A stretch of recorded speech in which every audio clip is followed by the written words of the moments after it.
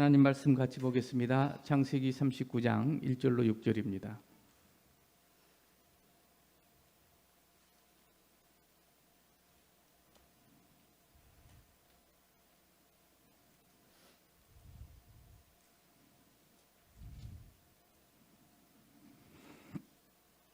함께 읽겠습니다. 요셉이 이끌려 애굽에 내려가매 바로의 신하 친위 대장 애굽 사람 보디발이 그를 그리로 데려간 이스마엘 사람의 손에서 요셉을 사니라. 여호와께서 요셉과 함께 하심으로 그가 형통한 자가 되어 그의 주인 애굽 사람의 집에 있으니 그의 주인이 여호와께서 그와 함께 하심을 보며 또 여호와께서 그의 범사에 형통하게 하심을 보았더라. 요셉이 그의 주인에게 은혜를 입어 섬김에 그가 요셉을 가정충무로 삼고 자기의 소유를 다 그의 손에 위탁하니 그가 요셉에게 자기의 집과 그의 모든 소유물을 주관하게 한 때부터 여호와께서 요셉을 위하여 그 애굽 사람의 집에 복을 내리심으로 여호와의 복이 그 집에 밖에 있는 모든 소유에 미친지라. 주인이 그의 소유를 다 요셉의 손에 위탁하고 자기가 먹는 음식 외에는 간섭하지 아니하였더라. 요셉은 용모가 빼어나고 아름다웠더라. 아멘. 우리 함께 하나님께 올려드릴 찬양 주 은혜의 힘을 같이 찬양하겠습니다.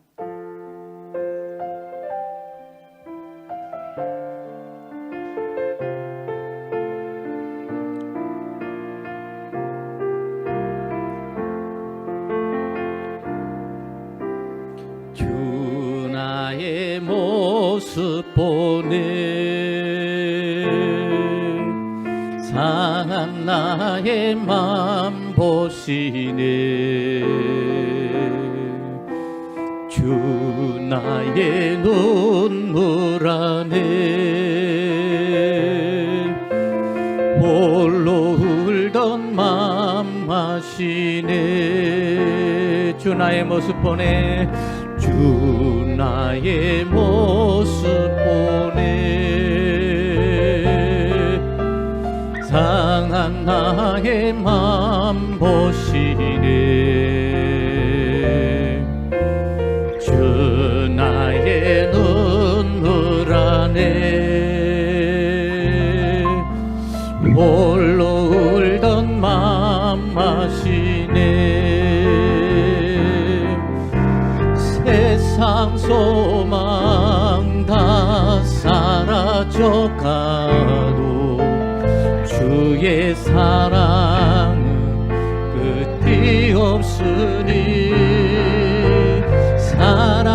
살아가는 이 모든 순간이 주 은혜임을 나는 믿네 주 사랑 내게 있네 그 사랑이 날 채우네 주 은혜 내게 있네 주 은혜 내게 있네 그 은혜로 날 채우네 세상 소망 다 사라져가도 주의 사랑은 끝이 없으니 살아가는 이 모든 순간이 주 은혜임을 나는 믿네 세상 소망 다 사라져가도 세상 소망 다 사라져가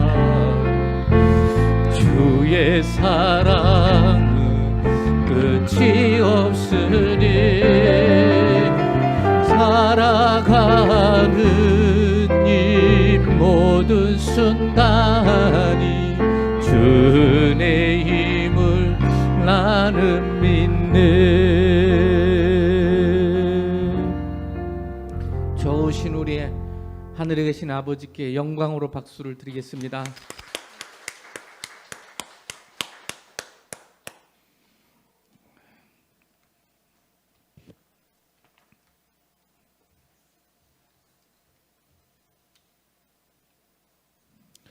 오늘 함께 나눌 은혜의 말씀 제목은 당신은 예배자입니까? 예.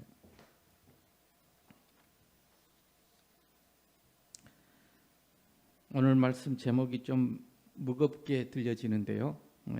왜냐하면 나는 하나님 앞에 제대로 예배를 드리지 못한 것 같아 항상 부끄럽고 마음이 무거운데 또 이렇게 물으니까, 그리고 봉사도 제대로 못하고 또 예배도 제대로 코로나 때문에 드리지 못하는데 그런 마음이 있을 줄로 압니다.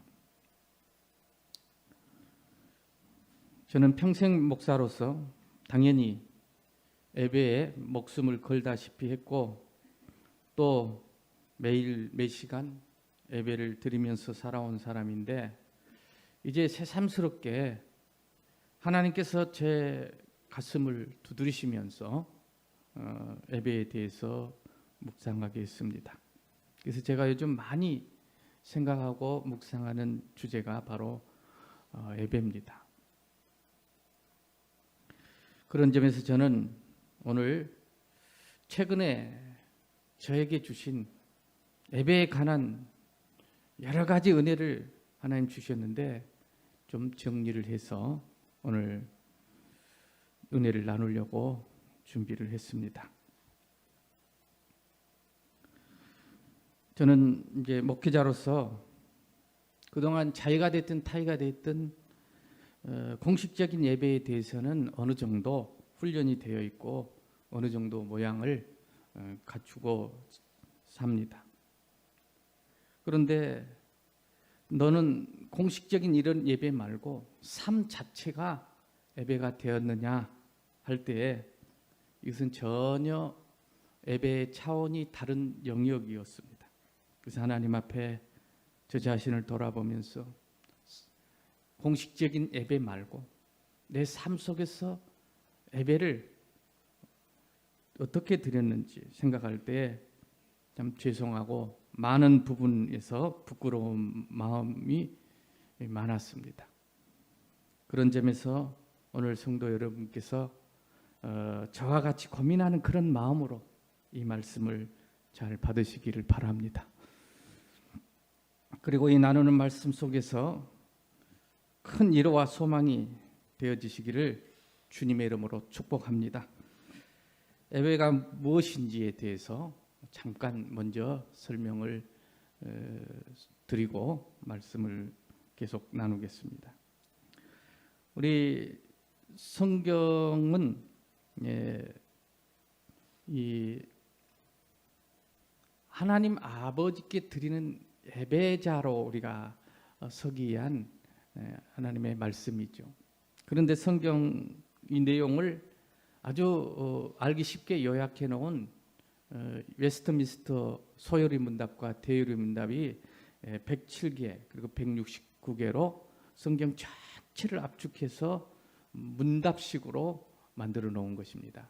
그래서 장로교라면 누구든지 성경 다음으로 이 소요리 문답, 대요리 문답을 벌써 세례식 할 때 다 고백했고 우리가 늘 알고 있는 내용입니다. 그 가운데 중요한 것만 만들어서 문답지로 만드는데 1번, 그 중에 1번이 뭐냐면 사람의 제일 되는 목적이 무엇입니까? 그렇게 물었을 때 성경을 통틀어서 대답을 이렇게 합니다. 사람의 제일 된 목적은 하나님을 영화롭게 하는 것과 또 영원토록 그분을 즐거워하는 것이다. 그렇게 말씀하고 있습니다. 그러니까 이 하나님을 영화롭게 하는 것이 인간의 제일 된 목적이다. 영화가 뭡니까? 영화란 말은 자기를 잘 보여주는 거예요. 자기를 잘 보여주는 것. 그래서 세상에서도 영화롭게 됐다, 영광스럽게 됐다 할 때에 내가 다른 사람에게 잘 보여진 거죠. 하나님이 우리를 통해 하나님을 영화롭게 한다는 것이 무엇일까요? 물론 만물을 통해서 하나님을 잘 보여주는 주고 있어요. 그럼에도 불구하고 하나님을 완벽하게 보여줄 수 있는 유일한 피조물은 우리 인간이라고 성경에 분명히 말씀하고 있습니다. 우리를 통해서 하나님은 영광을 받으시기를 원해요. 우리가 하나님을 잘 보여주기를 원해요. 그런데 하나님을 가장 잘 보여주는 것이 뭐냐면 그분을 영원토록 즐거워하는 것이다. 그래서 하나님을 즐거워하면 우리가 하나님을 잘 보여주는 하나님을 영화롭게 하는 것이래요. 그래서 우리는 이 하나님께서 우리를 향한 목적, 우리를 창조하시고 우리를 만드신, 특별히 인간을 하나님의 형상대로 지으신 그 목적이 뭐냐면 하나님을 영화롭게 하는 건데, 하나님을 잘 보여주는 것, 가장 큰 것은 즐거워하는 것이다. 목적은 사람이 정할 수 없습니다. 모든 목적은 이 마이크가 자기 목적을 정할 수가 없어요. 이 만든 사람이 이 마이크의 목적을 정해서 이 마이크의 목적에 맞게 이런 모양으로 만든 거예요. 계획이 있고 설계도가 있고 또 만들고, 그리고 이렇게 쓰임을 받고 있는 것이죠. 그래서 하나님은 우리를 만드신 목적이 있어요. 그래서 우리 인간은 우리가 그 목적을 가지고 살지만 우리가 그 목적을 만들 수는 없어요. 하나님이 만드신 거죠. 그래서 우리들은 그 목적을 하나님이 만드셨고 그 목적을 이루어 가세요. 이 계획하고 목적을 가지고 이 마이크를 누군가가 계획했다면 반드시 이런 모양으로 만들어 가세요. 그리고 써요. 그와 같이 하나님은 우리를 즐거워하도록, 우리가 즐거움 가운데 항상 기뻐하고 범사에 감사하면서 담대하게 살아갈 수 있도록 우리를 만드십니다. 반드시 만드셔요. 그 목적을 이루시는, 우리를 즐겁게 하시고 그래서 하나님을 잘 보여주게 하기 위한 그 목적을 이루시는 과정 속에 수많은 일들이 있는 것입니다. 그래서 하나님은 말씀에 시건치 아니하심으로 그의 부르심에는 후회하심이 없느니라 그랬어요. 불렀다는 얘기는 우리의 근원, 뿌리를 말합니다. 어디서 불렀는가? 하나님이 우리를 부르시고 하나님이 우리 아버지시고 하나님이 우리를 낳으셨다는 거죠. 그래서 하나님께서 부르심, 하나님의 부르심은 후회함이 없어요. 후회함이 없단 말은 무슨 말입니까? 실수가 없다 그 말이에요. 변함이 없다는 거예요. 절대 포기하지 않고 반드시 그 계획대로, 그 목적대로 하나님이 이루신다라고 말씀하고 있습니다. 그래서 나를 부르셨어요. 그 뿌리가 하나님의 계획이 있어요. 그 하나님의 계획대로 하나님이 반드시 그를 영원토록 즐거워하는 그런 삶으로 우리를 만들기 위해서 하나하나 지금 사건, 상황 이런 것들은 하나님이 배열하시고 그 일을 통해서, 그 사건을 통해서, 그 사람을 통해서 오늘 하나님이 하나님을 영화롭게 하는 존재로 만들어 가시는 과정일 뿐인 것입니다. 결과가 아니에요. 그래서 우리에게 어떤 일이 있어도 우리는 결과가 아니라는 사실을 알고 하나님 그 목적을 이루어 가시는 계획 속에, 과정 속에 있구나. 그렇게 알고 실망하지 마시고, 하나님은 실수한 법이 없어요. 하나님 절대로 우리를 포기하지 않으세요. 그것이 바로 그 하나님과 함께 사는 것, 그 하나님을 인정하는 것, 그 하나님의 후회하심이 없는 그 절대 포기하지 않으신, 실수가 없으신 그 계획과 그 목적을 인정하고 우리가 하나님께 맡기고 사는 게 예배고 또 믿음 생활인 것입니다. 그렇다면 오늘 왜 내가 여기 있을까? 왜 이런 일을 만날까? 왜 이런 상황이 있을까? 왜 그런 사람을 만났을까? 다 하나님의 계획 가운데 있는 과정일 뿐입니다. 그걸 인정하는 게 믿음이고 그것이 참된 예배인 줄로 믿습니다. 그런 사람 오늘 즐거울 거예요. 마음이 진리를 가진 진리가 자유해버려요. 우리 인생의 주인이 하나님이시다는 사실을 오늘 우리 마음속에 인정하시고, 그렇다면 나의 과거, 현재, 미래 모든 상황이 다 하나님이 주관하시고 하나님의 계획 속에 있고 하나님 반드시 그 뜻을 이루신다는 사실을 오늘 믿고 하나님께 맡겨드리고 감사하시기를 주의 이름으로 축복합니다. 그런데 참 우리의 삶 속에서 우리가 아멘 하기가 어려운 것은 우리의 삶이 복잡하고 혼란스럽고 때로는 우리의 상황들이 너무너무 힘들 때 어떻게 그것이 하나님이 하신 일이라고 믿음으로 고백하고 받아들이고 인정하고 감사하고 찬송할 수 있겠습니까? 그건 현실적으로 너무 어려운 문제입니다. 먼저 내 팔자 타령이 나오고 무엇 때문이 누구 때문이라 하고 변명하기 쉽고 또 하나님까지 나중에는 원망할 수가 있습니다. 그것이 우리들의 마음이죠.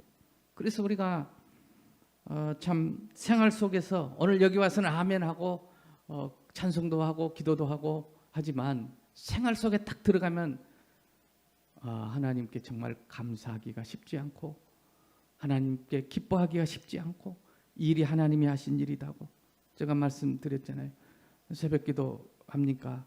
이 일이 하나님이 말씀하신 거구나 하고 받아들이고 다시 시작하겠다는 이런 것들. 그리고 내게 어려움이 있고 나를 힘들게 하고 손해를 입히고 이런 것들도 하나님이 나를 참된 예배자로 영원토록 하나님을 즐거워하는 정말 진리 안에 자유케 되는 참 기쁨을 누리는 사람으로 만들어가는 과정이라고 받아들인다는 것은 현실적으로 어렵습니다. 그리고 그래서 제가 제 삶 속에도 때로는 그걸 받아들여지고 인정되어지고 순종도 하지만 그렇지 못할 때가 많아서 참 원망하고 하나님 왜 이러십니까 할 때도 많고 왜 아무 말씀 없습니까 이럴 때가 많아서 참 저의 삶의 예배가 좀 부끄럽고 죄송하다는 그런 말씀을 드린 것입니다. 그래서 하나님께서는 그런 중에 오늘 본문 요셉을 통해서 요셉의 그 모습을 통해서 저의 그 아픈 마음을 만져주시고 위로해 주셨던 것입니다. 오늘 여러분에게 오늘 말씀이 요즘 여러 가지로 어려운 상황들 속에서 힘겨운 예배가 당연히 즐거운 예배, 기쁜 예배, 하나님께 영광이 되는 예배, 그런 자신만만한 그런 예배가 되어야 할 텐데 힘겨운 예배를 드리는 분들에게 오늘 우리 성도들 많은 성도들이 현실적으로 그렇지 못하는 아픔이 많은 분들 지금 힘겨운 그런 예배를 드릴 수밖에 없는 그런 분들 그런 성도들의 모습을 매주일 보면서 안타까운 마음으로 제가 바라보고 있습니다. 그러나 딱히 답이 없어요. 오늘 그러나 말씀을 통해서 조금이라도 위로가 되시고 소망이 되시기를 축원합니다. 결론부터 말씀을 드리자면 아무리 생각해도 여러 상황과 현실 때문에 온전한 예배를 드리지 못하는 하나님을 기쁘시게 하는 기뻐하고 감사하고 즐거워하고 그렇게 드리지 못하는 우리에게 낙심하지 말고 부끄러워하지 말고 모자란 예배라도 드리라는 말씀입니다. 부족한 예배지만 부족한 대로 예배를 드리라는 것이 오늘 요셉을 통해서 하신 하나님의 말씀이었습니다. 곧 이것이 우리 아버지 하나님의 마음입니다. 자녀를 향한 부끄러워도 와라, 괜찮다 와라, 말해라 이런 거죠. 그 맥락에서 오늘 두 가지로 내용을 말씀을 드리려고 합니다. 하나는 이런 힘겨운 고통스러운 상황에서 드리는 예배가 뭘까? 이런 고통스러운 상황에서 드리는 예배가 즐거울 수는 없어요. 그럼에도 이런 고통스러운 힘든 예배 드리는 그 예배는 어떤 모습이고 또 어떻게 드리는 예배인가? 먼저 말씀을 드리고 또 하나는 그런 우리의 힘겨운 모자란 예배를 하나님께서는 받아주시는지 또 응답하시는지 응답하신다면 어떻게 응답하시는지에 대해서 함께 나누려고 합니다. 첫째는 힘겨운 상황에 드리는 예배가 뭘까요? 본문에 나타난 요셉의 모습을 보면 특별히 별 문제가 없어 보여요. 그냥 노예로 팔려갔다. 그런데 하나님이 함께함으로 39장 1절에 보면 요셉을 사가지고 노예로 바로의 신하가 데리고 갔다. 샀다. 노예로 샀다. 팔려갔다. 그 다음에 2절에 가서는 갑자기 요셉과 하나님이 함께 하심으로 형통한 자가 되고, 그리고 그 주인의 총무가 되고 이렇게 복을 받았다. 너무 단순해요. 그러니까 여기 1절과 2절 사이가 수십 년 되는 사이인데 그냥 이렇게 정리를, 왜냐하면 성경 한 권에 써야 되니까 정리를, 행간에 빠져 있는 내용이 있습니다. 그래서 우리는 무슨 말을 들을 때 그냥 단순하게 그 말만 들으면 안 돼요. 우리가 무슨 얘기를 할 때 하루 종일 있었던 이 얘기를 그냥 단 몇 마디로 이렇게 문장으로 이야기를 해야 되기 때문에, 압축해서 해야 되기 때문에 언어의 한계가 있어요. 그래서 우리 누가 대화할 때 끼어들기를 우리는 자주 하는데 하면 안 돼요. 왜냐하면 다 들어봐야 돼. 끝까지 맥락적으로 들어야 돼.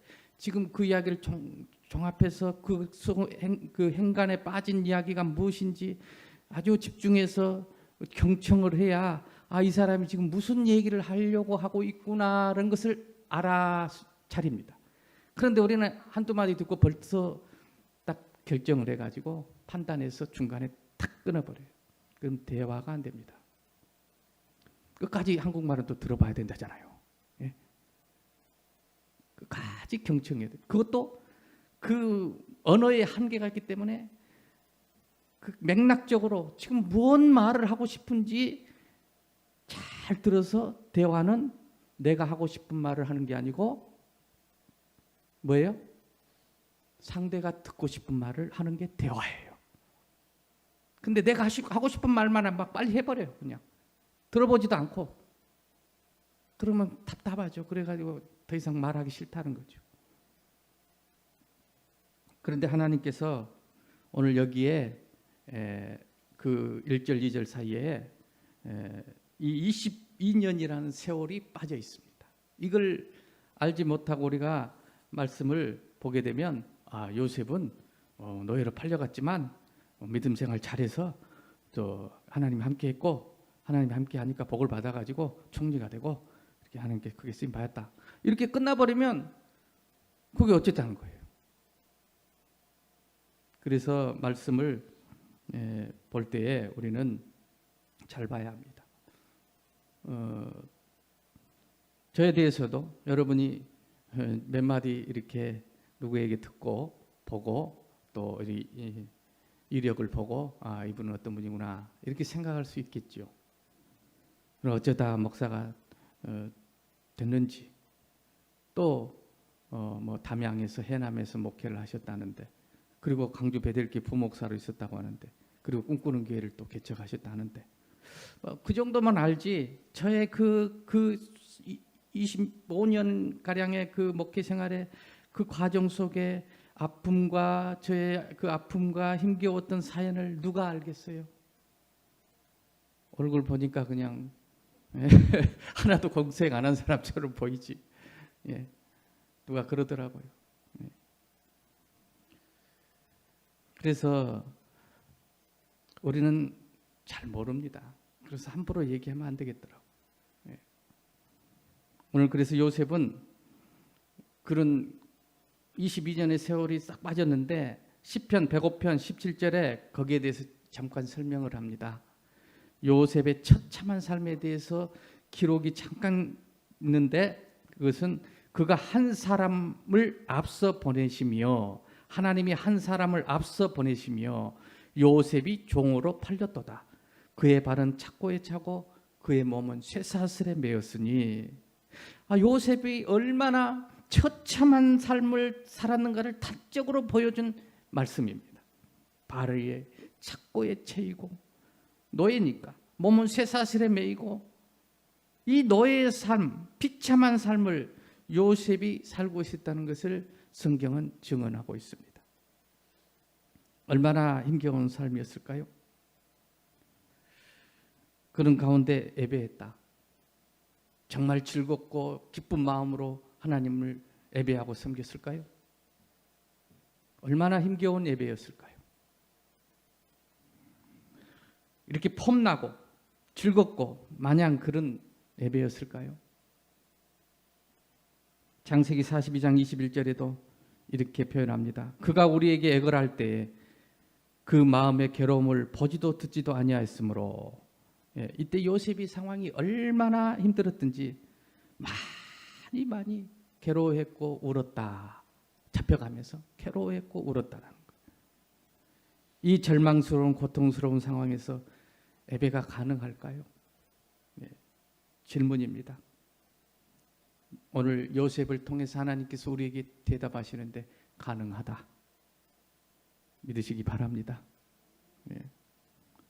내가 사는 길, 내 가족, 나와 함께하는 사람들이 사는 길, 이런 상황에서도 예배해야 합니다. 부족한 모자란 예배라도 해야 합니다. 그게 사는 길이에요. 이런 예배를 받으실까? 이런데 내가 무슨 기뻐하며 즐거워하면서 하나님을 예배할 수 있을까? 그렇게 하면 절망입니다.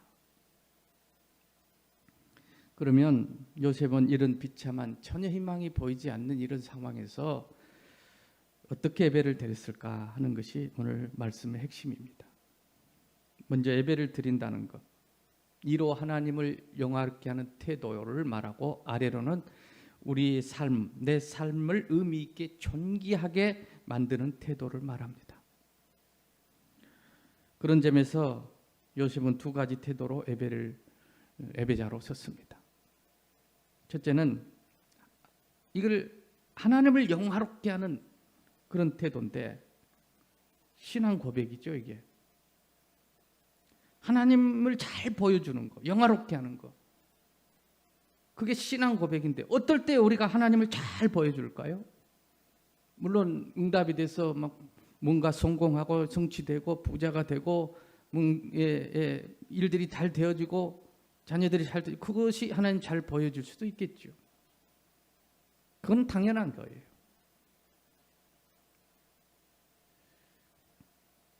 그런데 그렇지 못할 때, 그때의 신앙 고백을 말합니다. 그때 하나님을 영화롭게 합니다. 잘 되어서 영화롭게 한 것보다 어려울 때 하나님을 영화롭게 하는 그 신앙 고백. 그럼에도 불구하고죠. 그래서 우리가 어려운 일을 당하면 원수들이 공격합니다. 즉각 공격합니다. 너는 이제 끝났어. 네가 그래가지고 뭐가 되겠어. 요셉 보세요. 요셉이 끌려갈 때 형들이 그런 말을 했어요. 아주 비방하고 조롱했어요. 창세기 37장 19절에 보면 서로 이르되 저기 꿈꾸는 자가 온다. 그 형들이 요셉을 보고 저 꿈꾸는 자가 온다 그러면서 비방합니다. 그래서 그를 죽여 한 구덩이에 던지고 우리가 말하기를 악한 짐승이 그를 잡아먹었다 하자. 그 꿈이 그러고 어떻게 되는지 한번 보자. 이런 내용입니다. 그런 상황 속에서 어떻게 요셉이 태도를 가졌는가 하는 거죠. 요셉은 사람입니다.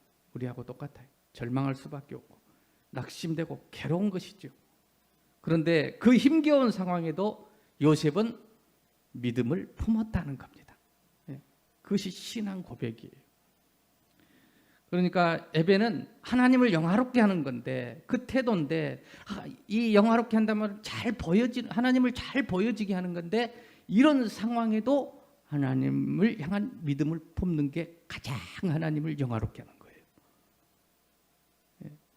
우리는 그 잘 안 되죠. 그냥 무엇이 응답이 되고 축복을 받았으면 그냥 그렇게 즐거워하고 자랑스러워하고 하나님을 간증하고 하지만, 그렇지 않으면 얼마나 낙심하고 절망합니까? 그럼에도 불구하고 믿음을 그 모자란 믿음이라도 예배라도 드리면서 하나님은 나의 주인이십니다 라고 고백할 수 있다면 이게 진짜 예배입니다. 그럼에도 불구하고 신앙 고백이 뭐냐? 하나님은 나의 주님이십니다. 여호와는 나의 삶의 주인이시고 하나님이 내 삶을 친히 다스리시고 주관하시고 인도하고 계신다. 이게 예배입니다. 그리고 요셉이 끌려가죠. 지금 억울하게 형들에게 그 비방을 당하고 억울하게 끌려서 노예로 가고, 그리고 또 노예 생활이 얼마나 힘들어요. 그리고 또 억울하게 누명을 쓰고 또 감옥에 간다. 그것을 믿음으로 고백하는 거예요. 그 상황을. 이것은 하나님이 내 주인이시기 때문에 하나님이 인도하고 계시는, 주관하시는 그런 삶이다 라고 인정하는 거예요. 그게 믿음이에요. 그게 예배입니다. 근데 우리가 쉽게 그게 어렵단 말이에요. 그러나 부족할지라도, 그게 쉽게 안 나올지라도, 우리 감정 현실은 안 나와요. 그럴지라도 마음속으로도 주님은 나의 주인이십니다. 하나님이 하시는 일입니다. 하나님이 하시는 일은 옳습니다 라고 작게라도 믿음을, 모자란 예배라도 가지면 하나님 기뻐 받으시고 우리를 인도해 주실 줄로 믿습니다. 예. 빌립보서 2장 12절에 모든 입으로 예수 그리스도를 주라 시인하게 하여 하나님 아버지께 영광을 돌리게 하셨느니라. 모든 입이, 이런 입들이 예수님은 나의 주님이십니다. 이 말은 예수님이 내 인생의 이런 상황들의 주인입니다. 이 사건 상황 예수님이 주관하고 계시고 배열하셨습니다 라고 시인하라는 것이. 그래서 하나님께 영광을 돌리게 하셨느니라. 그러면 하나님이 영광스럽게 된다는, 하나님이 잘 보여진다는 거예요. 그 예배입니다. 그래서 예배 드린다는 것은 바로 예수님이 나의 주님이시고 이 신앙을 품에 품고 놓지 않는 이것이 믿음의 싸움이고 하나님께 기뻐 드리는 예배가 될 수 있는 것입니다. 그러면서 괴로워하면서 한편으로는 또 낙심하면서 그러면서도 그 가운데 예수님이 나의 삶을 주관하고 계시다고 고백 드리는 것, 이것이 참된 예배인 줄로 믿습니다. 물론 요셉의 믿음의 이 고백이 바로 나타난 것은 사실은 아니에요. 노예 삶이 계속되는데 13년 후에, 22년 후에 하나님이 이 지금 내 삶을, 내 인생을 주관하고 계시고 노예로 팔려가기도 하시고, 형들이 그런 게 아니고 이제 하나님이 그렇게 하셨다. 이것은 나중에 고백이 되지만 나중에 확실하게 그게 정리가 돼서 고백은 하죠.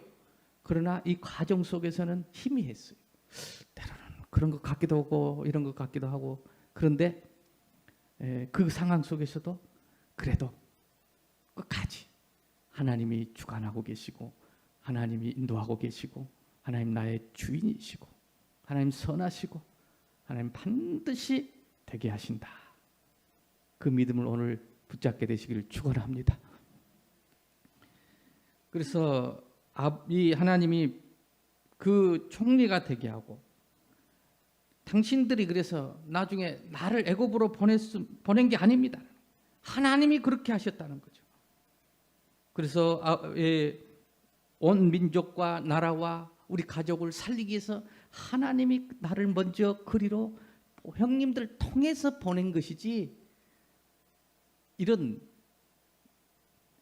고백, 그 신앙 고백인 거죠. 이거 예배자의 태도죠. 하나님을 영화롭게 하는. 그래서 오늘 우리들이 힘들고 어려운 상황을 어떻게 받아들이느냐, 이것이 예배자의 태도입니다. 하나님 그걸 기쁘게 받으십니다.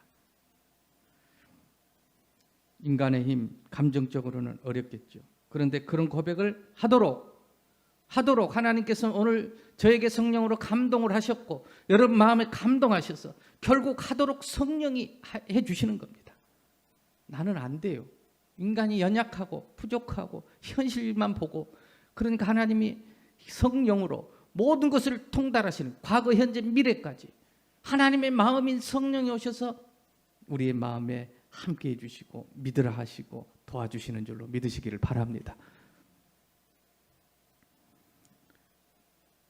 과연 그럼 하나님께서 이런 우리의 힘겨운 예배, 모자란 예배를 받으시냐 이제 문제입니다. 응답하시냐는 거죠. 오늘 본문 요셉은 하나님께서 응답하셨다. 그래서 하나님이 함께 하심으로 가정 총무가 되고 나중에는 전체 나라의 총리가 되는 그런 상황이 만들어지죠. 요셉의 이런 모자란 예배를 받아주었다면 그리고 응답하셨다면 바로 우리들의 예배도 받으시는 줄로 믿으시기를 바랍니다. 하나님은 영이시 영과 진리로 예배하는 자를 찾으신다 그랬어요. 하나님 영이시니 영과 진리로 예배하는 자를 찾으신다. 그 말은 무슨 의미입니까? 영과 진리로 드리는 예배를 하나도 놓치지 아니하신다 그 말이에요. 영과 진리가 뭐예요? 진리는 변함이 없는 건데 영은 뭐예요? 하나님 영이시니 예배하는 자가 영과 진리로.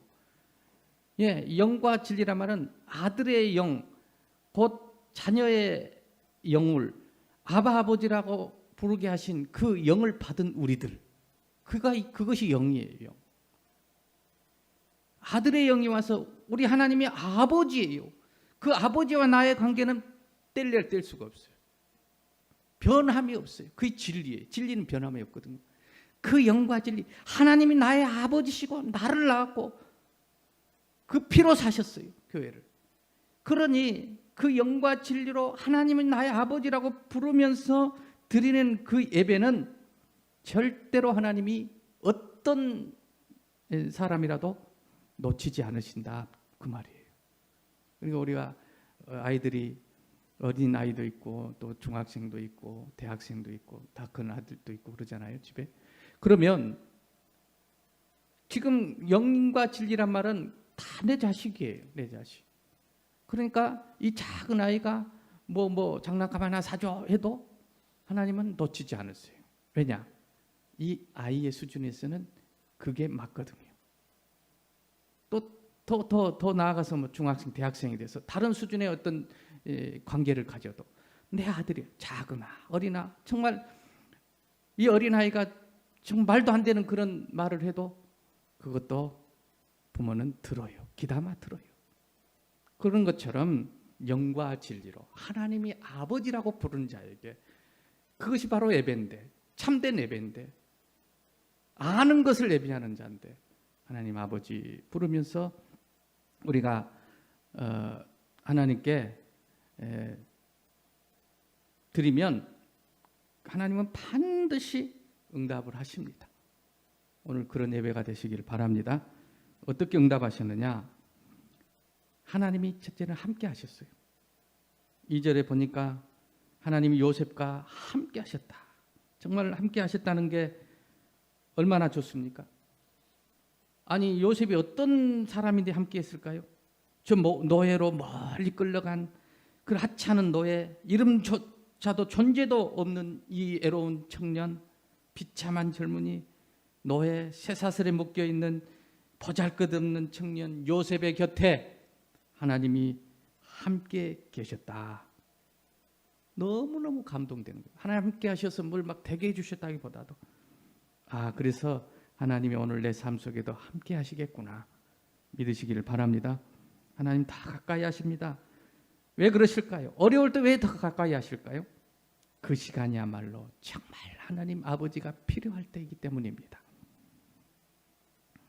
하나님 우리를 붙잡아 주시고 되게 하시고 또 이 하찮은 젊은이에게 함께 하신 하나님, 그 하나님의 모습을 오늘 보게 되시기를 축원합니다. 또 하나는 요셉을 축복의 통로로 사용했다는 거죠. 그 응답이에요. 여호와께서 요셉을 위하여 애굽 사람의 집에 복을 내리셨다. 여러분 얼마나 감동스럽습니까? 노예인데 그 집이 노예 때문에 복을 받는 거예요. 이게 무슨 의미일까요? 그래서 어쩌자는 건가요? 요셉은 뭔가요 그러면? 그 집만 부자 된 게 그게 요셉의 지금 응답입니까? 요셉이 당장 지금 필요한 것은 쇠사슬이 풀어져서 자유의 몸이 되고 부모님을 찾아가는 게 축복이지. 그런데 그 집이 잘 됐대요. 어쩌자는 거예요. 그래서 이 부분이 감동스러우면서도 마음이 아픈 거예요. 그러나 이 부분을 놓치지 마라 하십니다.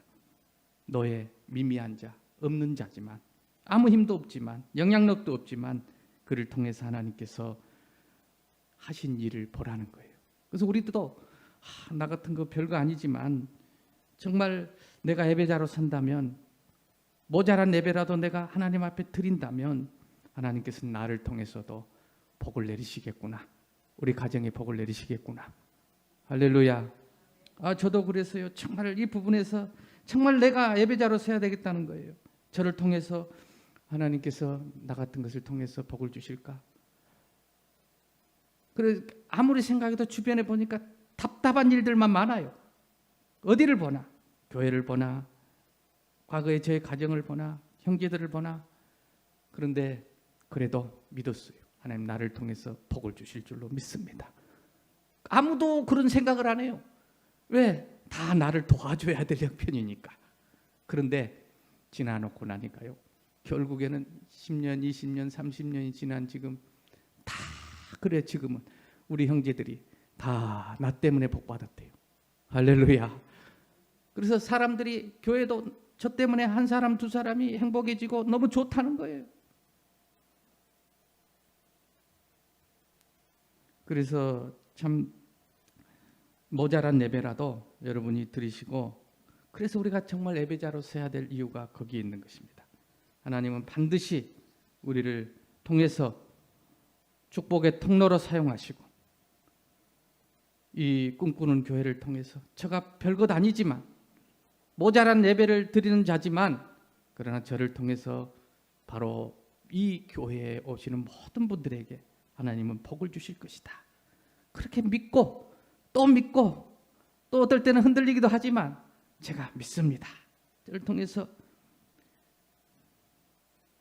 그런 하나님께서 우리의 기도에 모자라지만 받으시고 축복하시고 여기까지 하나님께서 우리 교회를 인도하시듯이, 그래서 이런 훈련을 받고 정말 이 오랜 시간 동안 왜 그렇게 쇠사슬에 매여 있었는지, 왜 이렇게 22년 동안 있는지, 결국에는 그 말씀이 응할 때까지라 했는데, 단련하신 것이라고 했는데 하나님 저를 단련하시고 이제는 저를 통해서, 요셉을 통해서 이 생명의 부양자가 돼서 많은 사람들이 22년 후에 생명을 얻고 축복을 받고 그러듯이 저를 통해서 이제 하나님 단련하시고 우리 교회 오시는 분마다 다 마음이 편안하고,